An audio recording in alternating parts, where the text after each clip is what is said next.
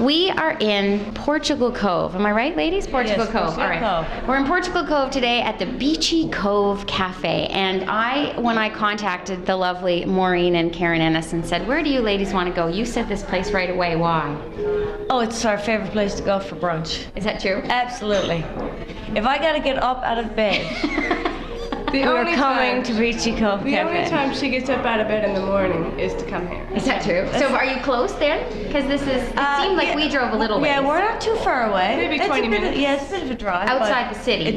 This is the only place I'll get up for. And I absolutely love the view. It's so gorgeous. Yeah, it is beautiful. And that's the ferry out there we're seeing that takes you to Belle Island now. That's Have you right. ever been there? Yes. A long time ago. Really? It was a school field trip. Okay. Yeah. Yeah, a lot of tourists go there, and a lot of locals go, as I understand, in the school programs. Yes. But it's certainly a lovely trip out there. And my dad is so funny. He'll always say, "There's the clapper." That's what he. Whenever we drive by, there's the clapper. God love him. Anyway, okay. So now here's the deal.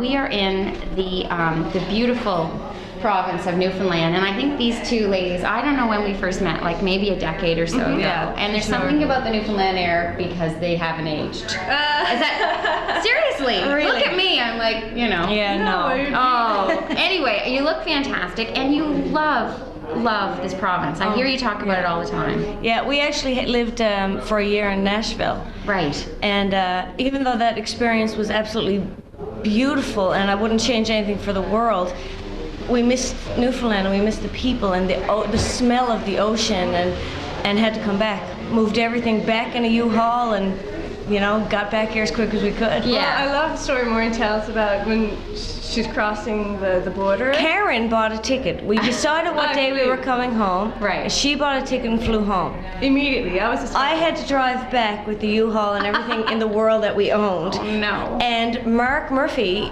misjudged how long it was going to take us to get to Quite a haul. the North Sydney ferry. It should have been 4 days, right? Yeah, and we did it in 3, so we didn't sleep. Oh my. And so we were basically going on, you know, little naps while we were getting gas and stuff. And lots of caffeine. And a lot of caffeine. And so we got through the border at around, I'd say 4 o'clock in the morning. And it was pouring rain, and we pulled into this gas station, and I ran into Tim Hortons, and of course there's no Tim Hortons in the U.S. where we were, there is, but I stood up and I got a black coffee, and I stood up underneath the Canadian flag in the pouring rain, and I cried because we were on our way home. Right. And it was everything in me just, you know, needed to be here. Right. Yeah. Well, and there you have it. And it is a beautiful place to grow up. And now I always say to people, you know, you get the best inside scoop from the locals. And now we're here at the Beachy Cove, which is a great place to go for breakfast. But do you ever indulge in the odd adult beverage? Is there a place you could say is your favorite place to grab a pint? The Duke or Aaron's. Aaron's Pub would be mine. And where's that? Is that downtown? It is, okay. Yeah. All right, very The good. Duke is off of Duckworth, right? Duke of Duckworth, yeah. Duke of Duckworth. And Aaron's is right on Water Street. Yeah. Yeah, so it's not quite on George Street in the kerfuffle of all the the other mini bars.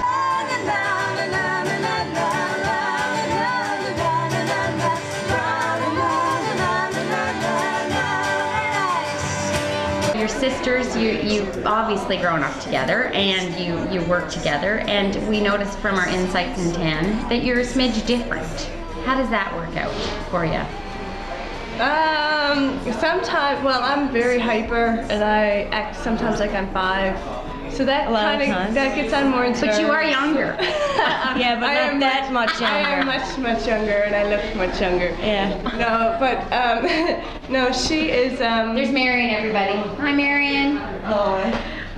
Sorry. So you're. Yeah. No, sometimes my hyperness gets a little on her nerves. A little bit, And yeah. sometimes her uptightness gets a little on my nerves. Yeah. But you're a good balance. Yeah, Yes. we pretty much are opposites. Mm-hmm. Yeah. We are, in a lot of sense. But in our music business, I would be more the creative, getting the music ready and rehearsed, and Karen handles all the money.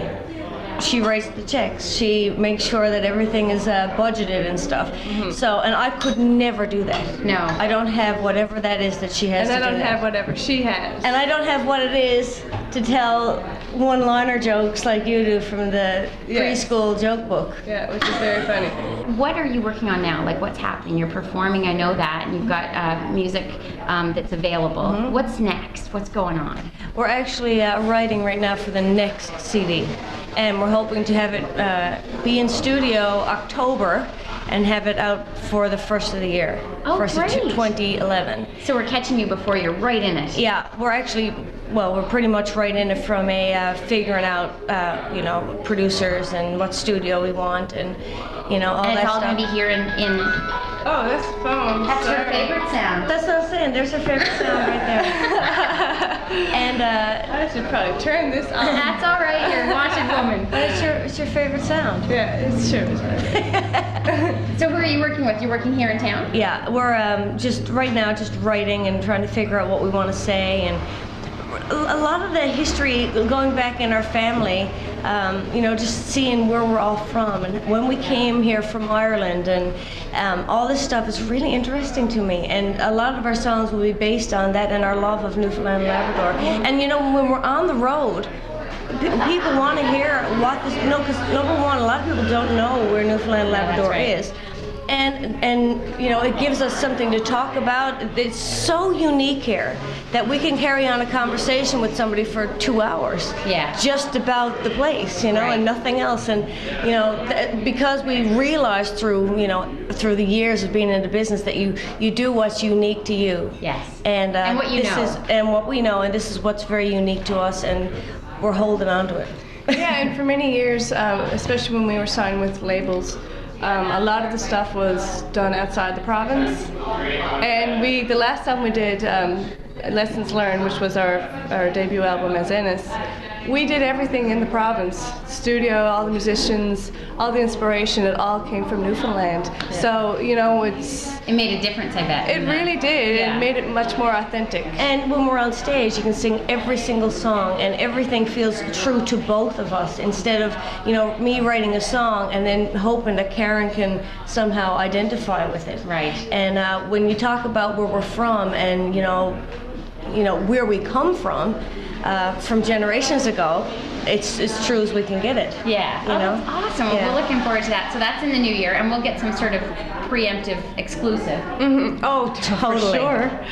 So now you're using this YouTube medium. Now that's very cool, and it's theme songs. Yes. What's that all about? Because our mother wears all these different socks, we had to come up with a channel really quick. And our mother has a pair of socks for every event of the year, every occasion. And so I went, okay, there's our name, Theme Socks, That is hilarious. because of our mom. Now we gotta wrap this up because our breakfast is gonna be here in our lunch.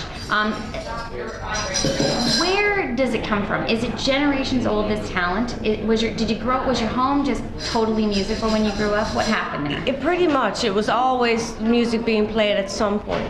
Okay. And you know, people always said to us when we were doing the country circuit, they'd say, you know, what was your biggest influence? And all I remember growing up was Foster and Allen, and you know, the Clancy Brothers and Tommy Makem, and I couldn't identify with, you know, growing up with country music.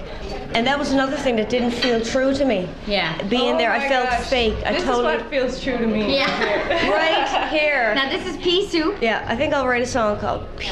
Perfect. Thank you. There's my tote. Thank you.